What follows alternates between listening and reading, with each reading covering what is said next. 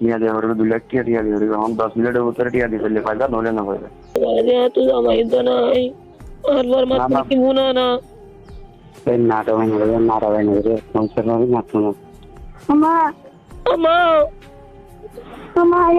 অনেক আমাদের রোহিঙ্গাদের উপর কিডন্যাপিং শুরু হয়েছে, যেখানের মধ্যে আমাদের সলভ করতে অনেক দিন মা বাবার অনেক কান্নাকাটি করা হচ্ছে। আমাদের এক রোহিঙ্গা বোন, যেটার বয়স নাকি 10 বছর প্লাস, একজন ইনোসেন্ট বললেই চলে, তার বাবা নাই, মা আছে। হঠাৎ তাকে কিডন্যাপ করা হয় ক্যাম্পে থেকে। যখন সে স্কুলে যাচ্ছে, স্কুলে যাওয়ার সময় তাকে কিডন্যাপ করা হয়। কিডন্যাপ করার পরে হচ্ছে গিয়ে তারা অন্য একটা জায়গাতে নিয়ে যায়, নিয়ে যাওয়ার পর হচ্ছে ফোন দেয়। তারপর করা হচ্ছে কি 2 লক্ষ টাকা। 2 লক্ষ টাকা দেওয়া হলে ওই মেয়েটাকে ছাড়া হবে, না হলে তো ওই মেয়েটাকে ছাড়া হবে না। আপনাদের কাছে একটাই রিকোয়েস্ট করে বলবো যে আমি একজন রোহিঙ্গা। আজকের মেসেজটা হলো দেশের উপর ভালোবাসা এবং বাংলাদেশের উপর অনেক ধন্যবাদ, যেখানে আমাদেরকে আনকন্ডিশনালি একটা সাপোর্ট করে যাচ্ছেন, যেটার মধ্যে নাকি আমরা রোহিঙ্গা কখনো আপনাদের ভালোবাসা কখনো বলতে পারবো না। আমরা প্রোডাক্ট না, আমাদেরকে নিয়ে যেখানে সেখানে আপনি বিজনেস করতে পারবেন না। আমরা মানুষ, আমরা ইসলামকে বাঁচানোর জন্য আজকে রিফিউজি হয়ে আছি।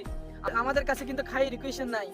মনে করেন যে একটা ভালো কিছু খাইতে চাইলে আমরা খেতে পারতেছি না, ভালো কিছু পড়তে গেলে আমরা পড়তে পারতেছি না, জায়গার মধ্যে আমরা বসবাস করতেছি, ভালো চিরচা লাগলে আমরা চিরচা নিতে পারতেছি না। তাও কিন্তু ইসলামকে বাঁচানোর জন্য আপনাদের দেশে আসে আমাদেরকে আশ্রয় নেওয়া। যাকে নাকি কিডন্যাপ করা হয়েছে তার মাকে ফোন দেওয়া, বলা হচ্ছে যে তুমি এখন 2 লাখ টাকা দিবে, যদি তুমি অন টাইম 2 লাখ টাকা দিতে না পারো তোমার মেয়েকে তুমি হারাবে। ও মেয়ের মাটা বলতেছে যে আমি তো একজন, আমার হাজবেন্ড নাই, আমি কেমনে 2 লাখ টাকা অ্যারেঞ্জ করবো এত তাড়াতাড়ি। তখন সে বলতেছে নাটক করিও না, বেশি নাটক করিও না। অথচ সে মেয়েটার মা কান্না করতে করতে একদম পাগল হয়ে গেছে।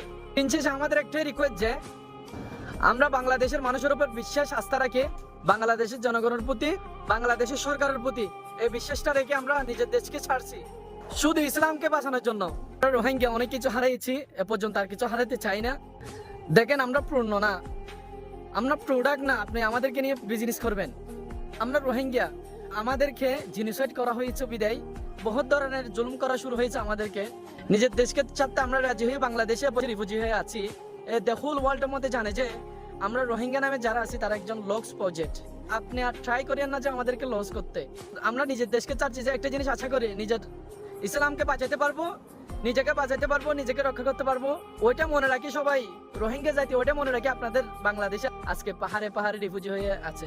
তার কাছে শান্তির কথা বাদ দেন, আপনি 2 বেলা ভাত খাওয়ার মতো সময় মতো আমরা 2 বেলা ভাত খাইতেও পারতেছি না। যদি সে আমাদের একটা ছোট বোনকে, আমাদের একটা রোহিঙ্গাদের থেকে কেউ জনকে কিডন্যাপ করে যদি আপনি 2 লক্ষ 1 লক্ষ টাকা খুঁজেন, তাহলে আমরা কোথা থেকে অ্যারেঞ্জ করবো আপনি জানাই দেন, আমাদেরকে জানান। বাংলাদেশের সরকারের উপর, বাংলাদেশের জনগণের উপর আমার একটাই রিকোয়েস্ট যে এরকম পরিস্থিতি যদি আমাদের হয়ে থাকে দিন, তাহলে হচ্ছে কি আমরা ইসলামকে বাঁচাতে পারবো না। অনেক হারাইছি ভাই আমরা, আর হারাইতে চাই না রে ভাই।